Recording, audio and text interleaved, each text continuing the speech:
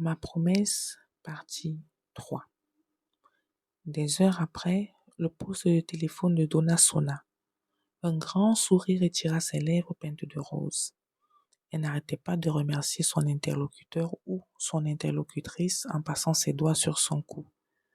Remarquant ses gestes, Indolo en conclut qu'il s'agissait d'un interlocuteur qui lui faisait des compliments.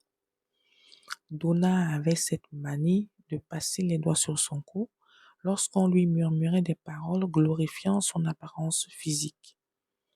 Indolo se leva pour sortir, mais Donna la retint. Inni, j'ai quelqu'un pour toi en ligne, je te le passe? Elle revint s'asseoir et fit signe à Donna de faire le transfert. Allô? Bonjour, mademoiselle Kend, dit la voix masculine. Bonjour, comment allez-vous?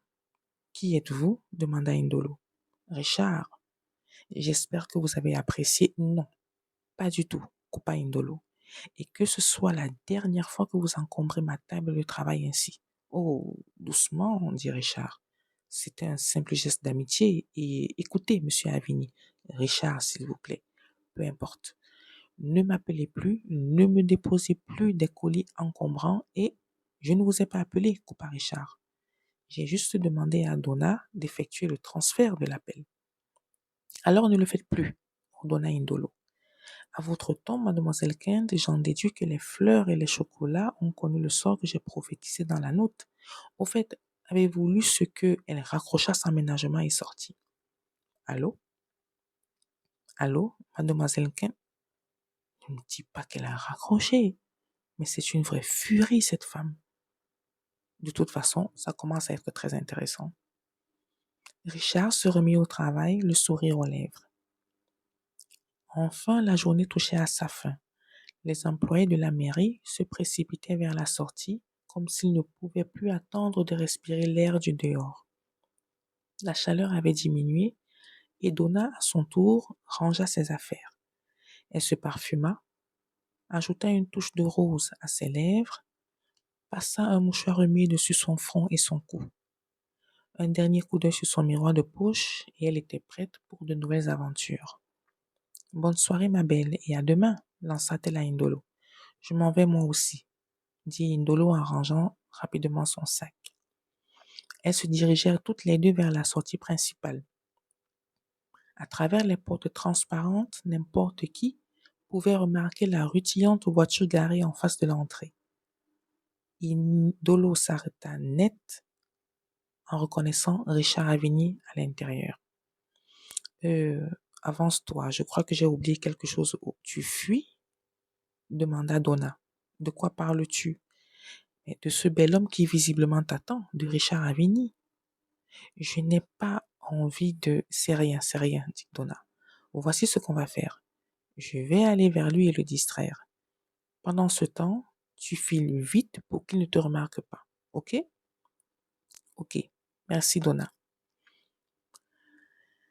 Cette dernière contourna la luxueuse voiture et vint se placer en face de Richard. La tête tournée vers Donna, qui n'arrêtait pas de sourire, il ne vit pas Indolo qui s'éloignait d'un pas rapide vers le jardin. Pour une fois, elle se sentit redevable envers Donna. Elle arriva enfin chez elle et s'affala sur son divan. Les yeux fermés, elle croisa les bras. Comment allait-elle faire les jours suivants? Si Avigny venait très régulièrement, il s'avérerait difficile de l'éviter. Et elle ne voulait pas mêler sa collègue tout le temps à ses problèmes. Il fallait qu'elle trouve une solution. Avec cet homme, on ne savait pas à quoi s'attendre. Son estomac lui rappela qu'il était vide. D'un geste de la main, elle chassa ses idées et se concentra sur ce qu'elle devait cuisiner. De toute la semaine, elle ne vit pas Avigny et il n'appela pas. Se sentant enfin libérée, elle trouva opportun de remercier Donna pour son aide et l'invita le vendredi après le travail à un petit restaurant au sein de la place. C'était la première fois qu'Indolo invitait une collègue en dehors du travail, mais Donna sut qu'elle lui était reconnaissante. Ce n'est pas nécessaire, disons que j'étais juste dépannée. dit Donna en sirotant le lait caillé qu'on venait de leur servir. Mais je tenais à te remercier quand même, insista Indolo. Il y a quelque chose que je ne comprends pas chez toi. Tu as un mec qui est fou de toi et que toute jeune femme de notre âge rêve d'avoir. En plus, il a les poches pleines. Pourquoi le repousses-tu? Demanda Donna. Parce que lui et ses poches pleines ne m'intéressent pas, répondit Indolo.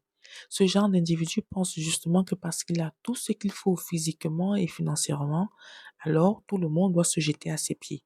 Je suis une disciple de Yahusha, Donna, et rien ne prouve qu'il est fou de moi. C'est parce que je lui résiste qu'il s'accroche. Ah, tu n'as pas tort là-dessus. Mais tu sais quoi? Pour le moment, il veut juste jouer avec toi. Mais quand ce ne sera plus amusant, il tombera amoureux. Il partira lorsqu'il sera fatigué, dit Indolo. Je n'ai pas besoin de ce type de distraction. Mhm. Quoi? Demanda Indolo. C'est ce que tu dis maintenant, mais après, il ne m'intéresse pas. Un arrogant, insolent, calme-toi. Si tous les hommes guyanais sont comme lui, je crois que je ferais mieux de m'y rendre un jour, dit Donna en souriant. Heureusement pour toi, il ne représente pas tous les hommes guyanais. Pourquoi beaucoup de femmes sont attirées par les mauvais hommes? Qui te dit qu'il est mauvais? Demanda Donna. Bon, un peu orgueilleux et vantard, mais c'est gérable. Il faut juste savoir quel est son point faible, c'est tout. Ne pense pas qu'en étant insupportable, il lâchera. Au contraire, il s'accrochera. Qui aurait pensé que la petite Innie finirait avec un bel homme riche? Non, arrête. Arrête, Donna. Quoi, arrête? C'est comme ça que ça finira. Votre histoire là, je suis sérieuse, Donna. Ok, ok. Mais je tiens à t'avertir. L'homme ne pense pas comme la femme. Et lui, parce qu'il a les moyens de sa politique, il fera tout pour briser tes barrières. Vraiment, je ne comprends pas les hommes, hein. Les vraies femmes comme moi sont là, mais ils ne nous regardent pas. Ils vont chercher les difficultés et après ils diront que les femmes sont compliquées. Indolo éclata de rire devant les grimaces de sa collègue. Elles commandèrent 2 autres bols de lait caillé et continuèrent leur discussion dans une ambiance très conviviale. Le week-end, Indolo alla le passer avec sa famille à Yaoundé. Tous ses frères et sœurs y étaient aussi, ainsi que ses neveux et nièces. Son frère aîné, qui travaillait maintenant au nord et qui y était installé avec sa femme et leurs 2 enfants, venait d'arriver. Ah, vous êtes là, s'écria Madame Kent. Mimi, Mimi, criaient les enfants en embrassant leur grand-mère. Oh, mes poussins, je suis contente de vous voir. Vous avez été sages? Oui, répondirent les enfants en chœur.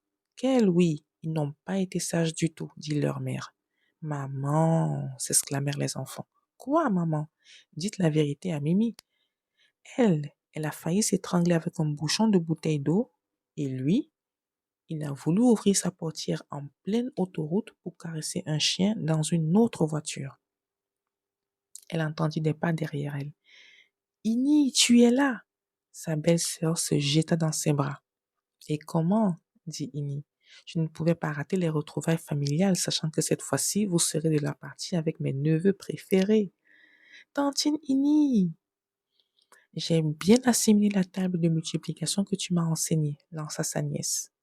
Et moi, dit le petit garçon, je sais maintenant conjuguer les verbes prendre et comprendre à tous les temps, tantine Ini. C'est très bien, mes chéris, congratula Ini. J'ai toujours dit que tu devais être enseignante, Ini. Tu as un don pour ça, dit sa belle-sœur. Mais on dirait que tu as pris du poids, hein? Tu n'as pas remarqué, maman? Prendre du poids? Demanda Ini pétrifiée en se regardant. C'est vrai? Si elle a pris du poids, dès demain on fera disparaître ses kilos, dit une voix masculine derrière Ini. Oh, dis! Comme une petite fille, elle sauta au cou de son frère aîné. Ce dernier referma ses longs bras autour de sa sœur et la souleva de terre. Voilà alors, tu es toujours en train de faire comme si tu étais la dernière dans cette famille alors que je suis là. La cadette Indolo, le dernier enfant de la famille, s'avança en souriant et se réfugia dans les bras tendus de sa sœur. Regarde-moi la jalouse là avec son gros ventre. Quand tu accoucheras, tu me laisseras un peu tranquille, rétorqua Indolo en souriant. Chérie, je sais que tu es la dernière et personne ne peut prendre ta place, dit Audie. Mais je ne peux pas faire la discrimination. Je n'ai que vous deux comme petite sœur. Il serra sa dernière petite sœur dans ses bras. Dédé, la dernière qui était mariée depuis 2 ans, vivait à Yaoundé avec son mari. Monsieur Kend avait 5 enfants, 3 garçons et 2 filles. Oudia était l'aîné de la famille, suivi d'Indolo, puis de 2 autres garçons et enfin de la dernière. Leur mère, voyant ses enfants devenir adultes et voler de leurs propres ailes, insista pour qu'ils se retrouvent en famille avec femme, mari et enfants au moins 2 fois par an. Finalement, les 2 autres frères qui étaient allés chercher des rafraîchissements les rejoignirent. Ils s'installèrent tous à table. Monsieur Kend pria et bénit le repas. Ils parlèrent des préparatifs du mariage du dernier garçon, de sujets qui brûlaient les lèvres de tous les habitants de Malmayo, à savoir la résidence de service Avigny, des différents projets de famille et autres. Au soir, Indolo contemplait les nouveaux produits cosmétiques de l'entreprise détenue par sa mère et sa sœur. Une toute nouvelle gamme de gel douche pour peau sensible et de shampoing naturel. Elle ne s'y connaissait pas vraiment en composant de produits cosmétiques, mais admirait le savoir-faire et la passion que sa mère et sa sœur possédaient. Voyant qu'elles étaient seules, sa sœur Dédé, comme tout le monde l'avait surnommée, en profita pour avoir des nouvelles de Richard Avigny. Comment s'est passée finalement l'invitation au restaurant avec Monsieur l'arrogant? Ne me parle pas de cet impertinent. Il m'exaspère, répondit Indolo. Qu'a-t-il encore fait? Demanda Dédé. Tu te rends compte qu'en venant au travail un matin, j'ai trouvé une rivière de bouquets de fleurs sur mon bureau, avec des boîtes de chocolat, et très cher en plus. Ah bon? Je ne sais plus quoi faire avec lui, dit Indolo en fronçant les sourcils. Bah, il ne lâchera pas, hein. Lui là, il veut te montrer le grand jeu, lança Dédé en souriant. Il perd son temps, dit Indolo. Je ne sais pas ce qu'il ne comprend pas. Il faut peut-être que je parle en créole. Elles éclatèrent de rire. Mais tu as encore en tête ce que tu as vécu avec Zerbo, dit Dédé en posant une main rassurante sur celle de sa sœur. Il y garda le silence et détourna le regard. Nous savons tous que c'est à cause de ça que tu as mis une croix sur toute relation amour Dédé. On ne va pas revenir là-dessus. Voici ce que j'essaie de dire. Ne t'empêche pas de vivre à cause du passé. Sais-tu seulement ce que je ressens? Demanda Ini. Non, et je ne prétends pas savoir comment tu le vis. Zerbo est peut-être en train de vivre tranquille dans un coin du globe, et toi, tu t'autoflagelles comme si tu étais la cause de ce qui est arrivé. Ne laisse pas passer une opportunité que te donne le Seigneur parce que tu es accroché à ton ressenti. Et je ne parle pas d'Aveni, ça peut être quelqu'un d'autre qui est le contraire de Zerbo. Tomber amoureuse et aimer n'est plus pour moi. Fonder une famille encore moins, dit Ini. À 36 ans, j'ai une vision différente de ma vie d'aujourd'hui. Pourtant, avant de le connaître, tu étais celle qui savait déjà combien d'enfants elle aurait, insista Dédé. Tu as toujours souhaité avoir une vie de famille, Ini. Ne le laisse pas transformer ses rêves en regrets. On a eu une longue journée. Bonne nuit, petite sœur. Elle se leva et s'en alla. Dédé poussa un soupir en secouant la tête et caressa son ventre. Le dimanche soir, Indolo arriva chez elle, chargée de plusieurs paquets que sa mère, Dédé et sa belle-sœur lui avaient donnés. Comme d'habitude, c'était un excellent week-end en famille. Mais il fallait repartir au boulot le lendemain. Elle devait donc préparer son sac et ses vêtements. En passant devant le miroir de sa chambre, elle regarda encore avec plaisir les tresses que sa belle-sœur lui avait faites. C'était très beau, pensa-t-elle. Fredonnant un cantique de louange, elle décida de porter des vêtements plus élégants pour la semaine. Elle grignota quelques fruits secs, puis se jeta sur son lit et ouvrit sa Bible à l'endroit où se trouvait le marque-page. Indolo plongea dans la lecture du livre des chroniques, crayon à la main, et oublia les heures qui passaient. La journée de lundi se passa bien, malgré l'absence de Donna qui était malade et ne reviendrait que la semaine prochaine. Le mercredi après-midi, la réunion concernant la modification du traitement des données était un monologue. Le directeur général avait parlé pendant 2 heures environ. Au moment des questions, personne ne prit la parole. Mais en sortant, les murmures en disaient long sur les pensées des uns et des autres. Indolo souriait en entendant les plaintes, puis s'enferma dans son bureau. Vu l'heure, elle pensa qu'il était mieux pour elle de continuer ses tâches le lendemain. Son sac prêt, elle se dirigea vers la sortie. Avant d'arriver sur le perron, son téléphone sonna. Elle regarda et vit le nom d'Avini. Elle raccrocha d'un geste désinvolte. La sonnerie de la messagerie retentit. Elle lut le message. « Je suis juste devant vous. » En levant les yeux, une voiture fit un jeu de phare et Richard Avini en descendit. Son téléphone toujours en main, Indolo durcit son regard et marcha droit vers lui. « Encore vous, dit-elle sèchement. « Toujours moi, dit-il en souriant. « Que voulez-vous, monsieur Avini ?» demanda-t-elle en croisant les bras. « Richard, s'il vous plaît. »« Vous voir. Et pourquoi ? Vous étiez injoignable la semaine. »« Pourquoi voulez-vous me voir ?» coupa Indolo. « Je suis très mal à l'aise que vous soyez littéralement en colère à chaque fois que vous me voyez ou à chaque fois que je vous appelle, dit Richard en se rapprochant un peu plus d'elle.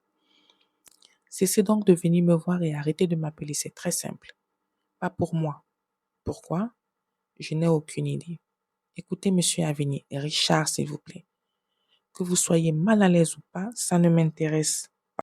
Vous ne m'intéressez pas. Rien de ce que vous êtes et faites ne m'intéresse. Je fais partie des personnes qui ne sont pas des jouets que vous avez l'habitude de manipuler.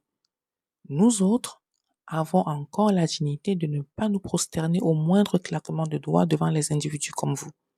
Si vous persistez à faire ce que vous faites en ce qui me concerne, je vous porterai plainte pour harcèlement. Vous êtes prévenu. Menaça Indolo. Êtes-vous toujours en colère à cause des fleurs et des chocolats? Indolo plongea son regard dans le sien. Vous ne comprenez toujours pas, hein? Je ne veux pas vous voir. Vous me haïssez à ce point-là? Que vous ai-je donc fait? Demanda Richard en mettant les mains dans ses poches. Votre seule présence m'indispose. Elle le planta là sur place et s'en alla. À un moment, elle crut qu'il la suivait, mais il n'en était rien. Le lendemain matin, elle fut convoquée dans le bureau du maire. Ini se demandait ce qu'elle avait fait pour être appelée à rencontrer personnellement le maire. C'était la première fois qu'elle reçoive ce type de convocation. Le bureau du maire était spacieux, pas très décoré. Sur le mur, face à la porte d'entrée, trônait la photo du président de la République. Une table en bois d'ébène occupait la partie droite de la pièce. 2 fauteuils et un divan en rotin étaient disposés du côté gauche, séparés par une petite table en verre. 3 beaux et grands tableaux abritant des peintures de sable pendaient le long de chaque mur. Indolo se souvint que Fakel lui en avait parlé, car il avait aimé ces tableaux. La femme du maire, une belle Sénégalaise, les avait ramenés de son pays. Lors de son voyage au Sénégal, Fakel en avait acheté et les avait montrés à Ini. C'était vraiment de l'art et un beau chef-d'œuvre.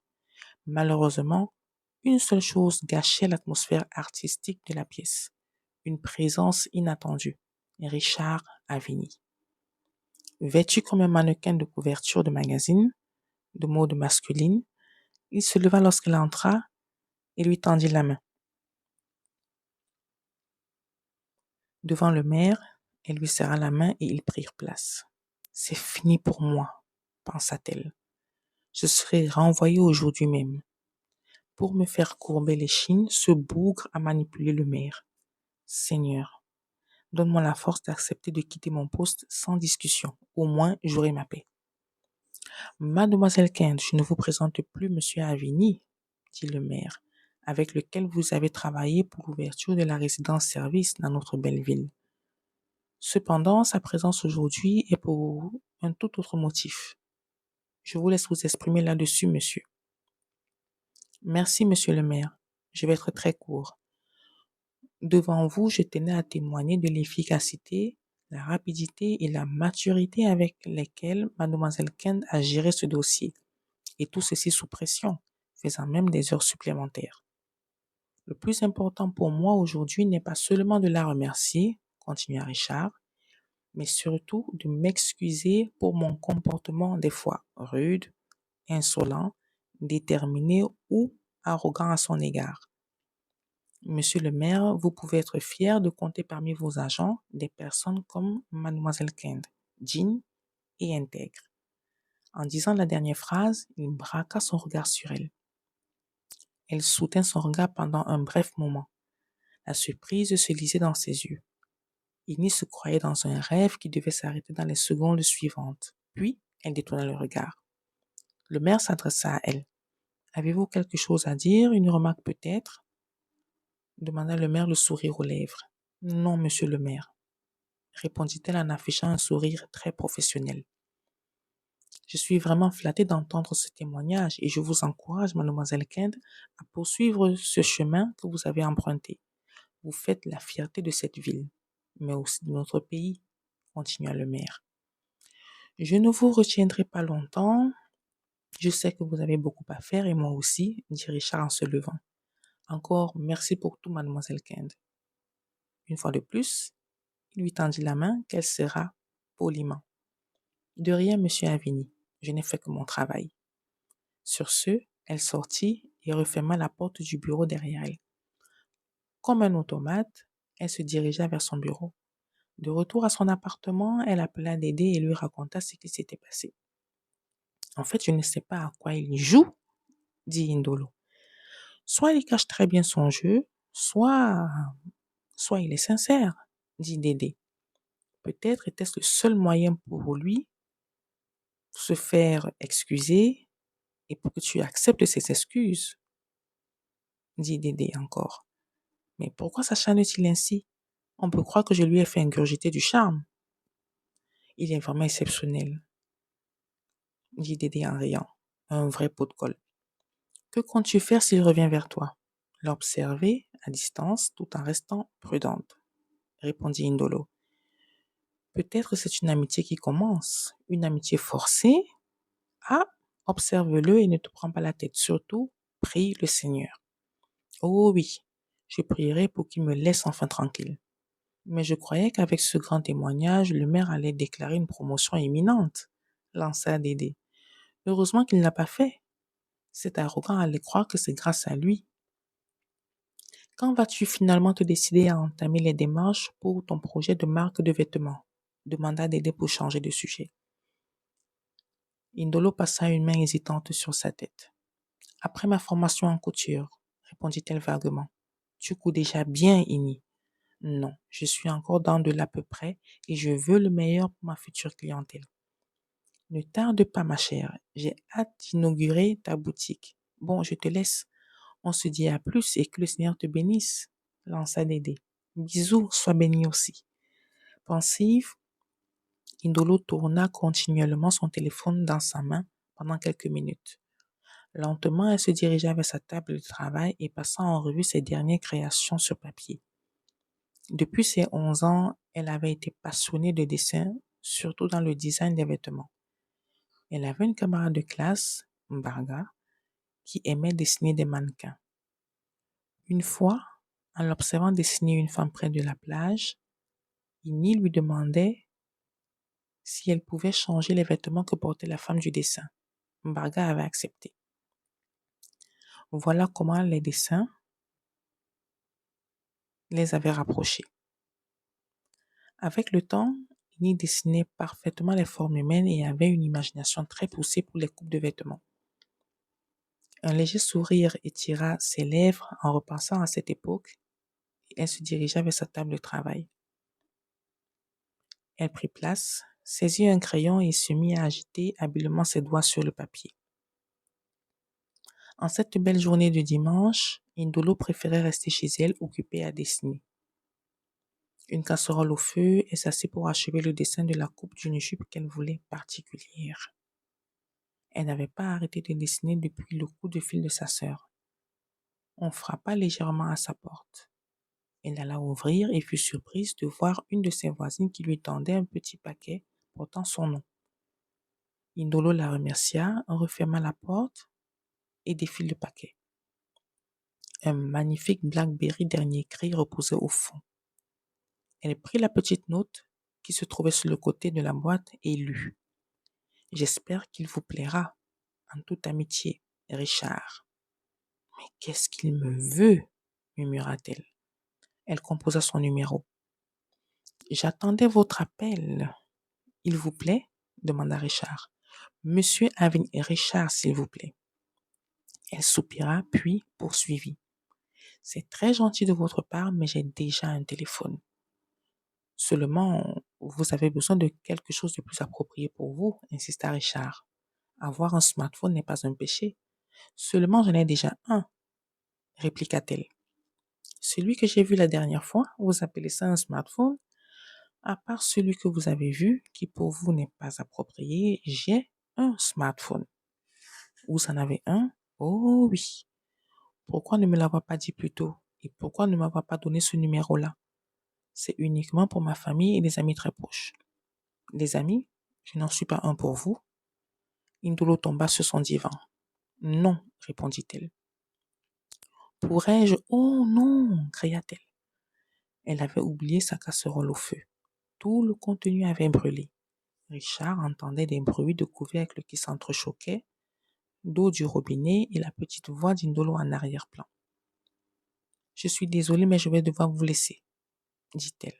Votre repas est parti en fumée, je suppose, demanda Richard. Je vous rappelle, dit Indolo. Peut-être que je peux être d'une quelconque aide. Laissez-moi préparer un pique-nique et je vous rappelle dans 1 heure. Non, laissez-moi m'en occuper. Et elle raccrocha et vida le contenu de la casserole dans la poubelle, nettoya la cuisinière et laissa la fenêtre ouverte. Un peu plus d'1 heure plus tard, son téléphone sonna. Dites-moi à quelle heure je peux passer vous chercher. Le pique-nique est prêt. Ce n'est pas la peine, je me ferai un autre repas, dit Indolo.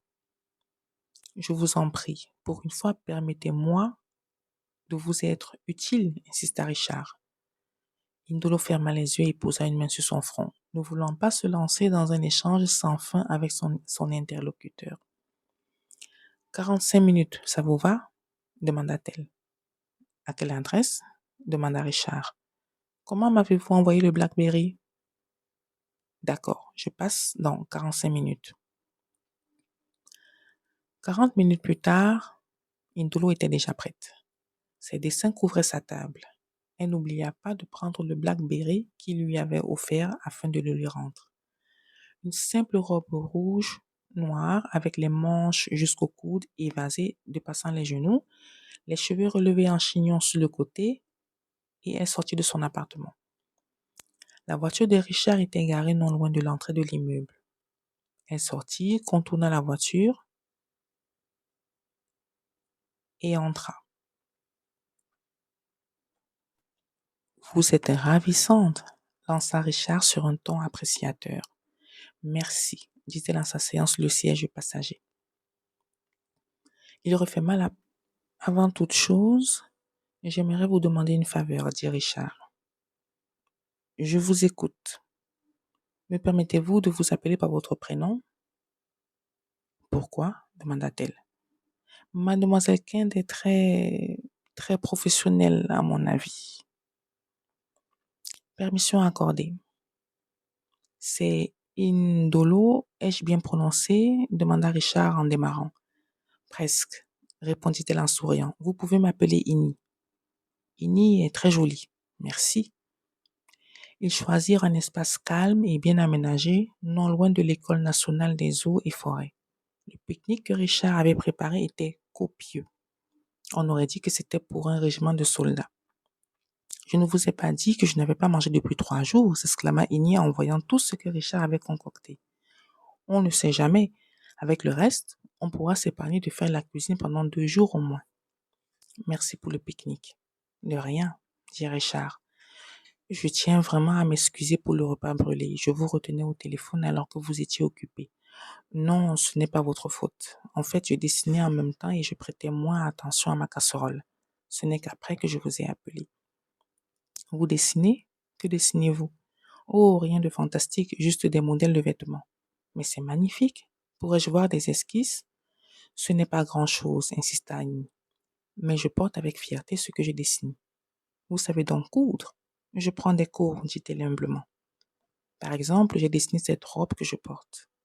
Vous êtes vraiment surprenante. Elle but un verre de jus. Dites-moi, comment avez-vous fait pour avoir mon adresse? Il baissa le regard, sourit, puis lui répondit. Lorsque vous êtes entré dans le taxi, la dernière fois, je vous ai entendu donner votre adresse au chauffeur. Si vous ne l'avez pas remarqué, les vitres du véhicule étaient baissées. Ah! Il l'observa un instant. Pourrais-je vous tutoyer? Demanda-t-il. Non, je préfère le vouvoiement.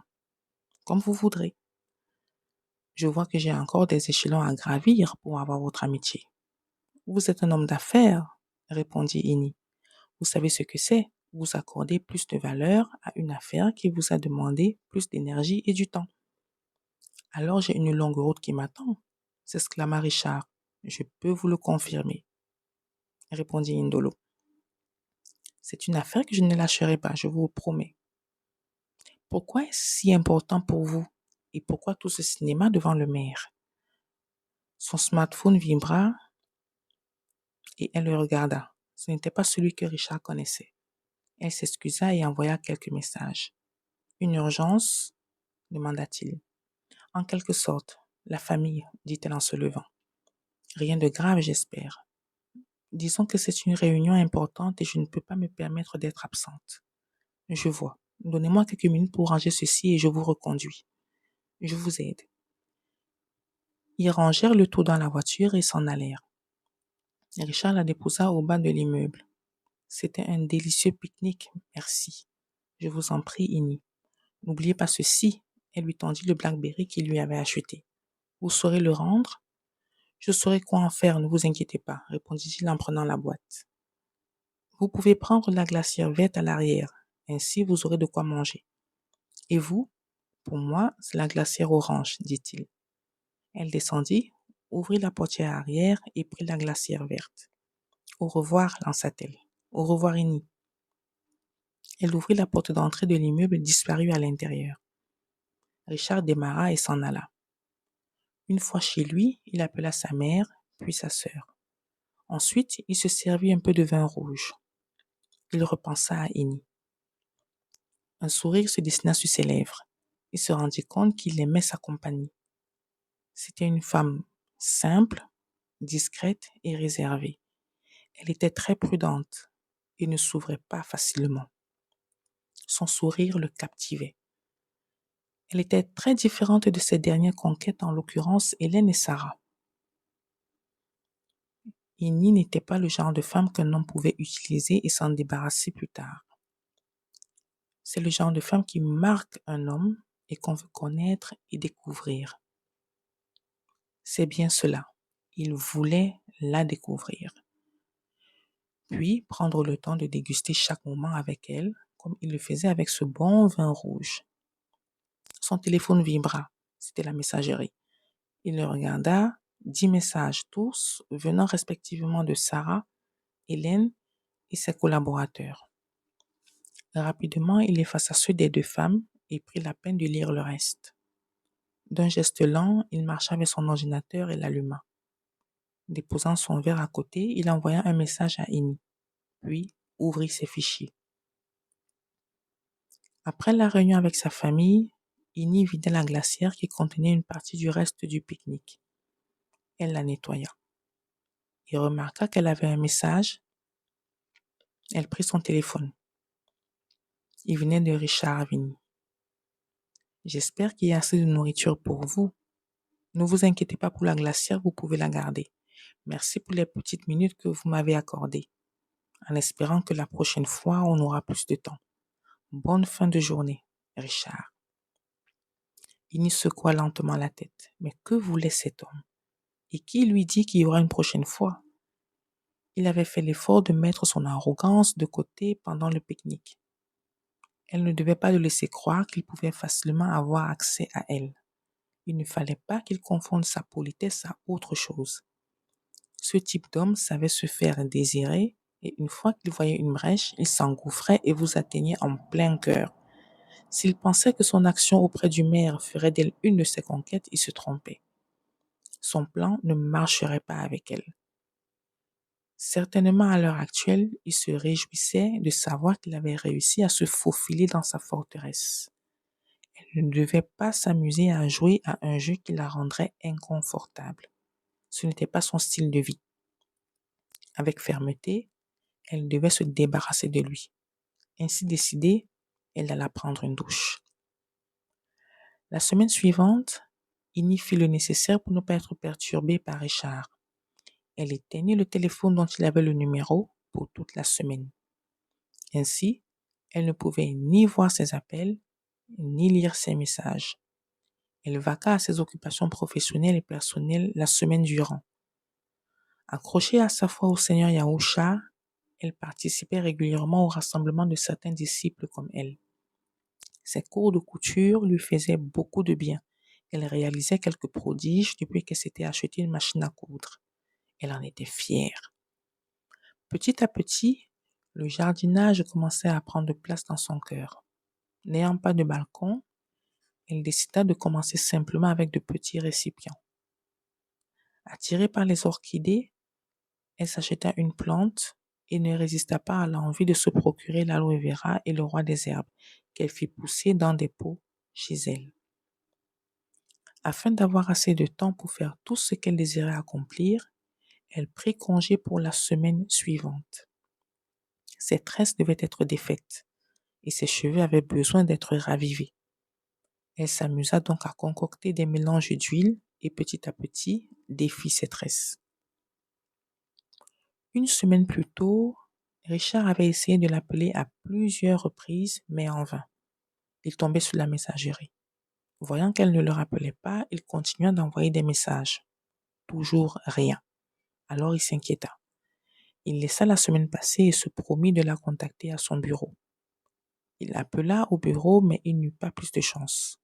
Ce n'est qu'en lui envoyant un mail via sa boîte professionnelle qu'il reçut le message automatique mentionnant qu'elle était en congé pour toute la semaine. Pourquoi ne l'avait-elle pas recontacté? N'avait-elle pas reçu ses messages? Se demanda-t-il. Il décida de se rendre chez elle après son travail. Il arriva chez elle, sonna, pas de réponse. Il décida de revenir en début de soirée. Le gel douche que sa mère lui avait envoyé sentait délicieusement bon. Innie sentait sa peau hydratée et si douce. Un mélange d'odeurs de fèves de cacao et de fleurs exotiques. Le tout fait maison. Les odeurs avaient envahi son appartement. Elle détacha la natte qu'elle avait faite sur sa tête et laissa ses cheveux libres. Après le traitement qu'elle leur avait administré, ils avaient repris des forces et étaient brillants. À peine avait-elle enfilé une longue jupe orange et un t-shirt blanc que l'on sonna. Elle décrocha l'interphone et répondit. « Oui. Bonsoir, Innie, c'est Richard. Voulez-vous patienter un moment? J'arrive. » Elle enfila des chaussures de maison et descendit. Elle imaginait déjà sa réaction. Tout naturellement, elle ouvrit la porte de l'immeuble. « Bonsoir, Richard. Comment allez-vous? » Il la dévisagea pendant quelques secondes, puis sourit en secouant la tête. « Il ne vous est pas venu à l'esprit de répondre à mes messages? Demanda-t-il. Les mains sur les hanches, il paraissait encore plus grand dans sa chemise bleu ciel, enfilée dans un pantalon jean bleu marine. Innie croisa les bras et le regarda. « Est-ce une obligation de répondre à vos messages? » Il respira l'odeur exotique et fraîche de son gel douche et conclut qu'elle venait de prendre une douche. « Répondre aux messages est la moindre des choses, insista-t-il. J'ai pensé qu'il vous était arrivé quelque chose. Je m'inquiétais. C'est gentil de votre part, rétorqua Indolo. Mais vous n'avez pas besoin de vous inquiéter pour moi. C'est tout ce que vous pouvez donner comme explication? Demanda Richard. Je n'ai pas besoin de m'expliquer, dit Indolo sur la défensive. Richard l'observa sans comprendre. Il y a un problème? Demanda-t-il. Parce que je ne comprends pas comment vous pouvez rire la veille et être en colère le lendemain. Je ne suis pas en colère. Je veux que vous compreniez que je n'ai pas d'explication à vous donner, insista Indolo. Êtes-vous ainsi avec vos amis? Apprendre à connaître le caractère de l'autre fait partie de l'amitié, Richard. Et même en amitié, je n'ai pas d'explication à vous donner. Alors, continua Richard, vous pouvez choisir de changer de couleur et être impoli sans raison. C'est ce que vous voulez dire. Je ne suis pas impoli, dit Inny. Ne pas répondre aux messages ou ne pas donner de vos nouvelles alors que l'on s'inquiète pour vous est de l'impolitesse, dit Richard. Pire, du mépris. Avez-vous au moins écouté les messages que j'ai laissés? Elle ne lui répondit pas et regarda ailleurs. Il se rapprocha. Si je vous faisais la même chose, comment réagiriez-vous? Écoutez, si vous ne pouvez pas faire avec mon caractère, dit Inny, ça ne sert à rien de passer chez moi. C'est donc ça votre plan? S'exclama Richard. Vous voulez me pousser à bout pour vous débarrasser de moi? Il se calma, puis poursuivit. Je voulais juste savoir comment vous allez. Désolé de vous avoir dérangé. Bonne soirée, Inny. Il tourna les talons et s'en alla. Inny remonta à son appartement en se disant qu'elle avait enfin réussi à le mettre de côté. Il ne viendra plus l'importuner. Elle sourit et se laissa tomber sur son canapé. C'était donc si facile de se débarrasser du fameux Don Juan? Elle éclata de rire. D'un geste désinvolte, elle prit son téléphone et l'alluma. Il avait laissé plusieurs messages. Elle écouta les messages vocaux. Un de ces messages retint son attention et elle le suivit une seconde fois. Sa voix était grave. Inny, c'est encore Richard. Je voulais vous dire que je voyagerai en fin de semaine. Ma sœur et mon neveu ont fait un accident de voiture et leur état est assez critique. Je ne peux pas laisser ma mère affronter cela toute seule. Mon beau-frère est au chevet de sa femme et de son enfant, mais je dois m'y rendre. Je passerai vous voir après-demain en début de soirée avant mon départ. Prenez soin de vous. Le message se coupa. Le sourire d'Inny disparut. Dans le reste des messages, il demandait de ses nouvelles et l'invitait à le recontacter. Elle n'avait pas pris la peine d'écouter ses messages et s'était acharnée sur lui, alors qu'il avait déjà l'accident de sa sœur et de son neveu qui le préoccupaient. Raison pour laquelle il s'inquiétait encore plus pour elle vu qu'elle ne répondait pas. Que faire? Si elle essayait de l'appeler maintenant, elle serait ridicule. Seigneur, que faire? Se demanda-t-elle. Il n'hésitera pas à lui raccrocher au nez si elle l'appelait. Ne la prendrait-il pas pour une insensée sans personnalité? Mais si elle n'appelait pas, ce serait de l'orgueil. Elle se jeta à l'eau et l'appela. Il ne décrocha pas. Elle laissa un message. Sa soirée était quelque peu gâchée. Les propos de Richard lui revinrent. Comment réagiriez-vous si je vous faisais la même chose? Comme elle s'en voulait de s'être comportée ainsi. Il ne la rappela pas de la soirée ni de la semaine.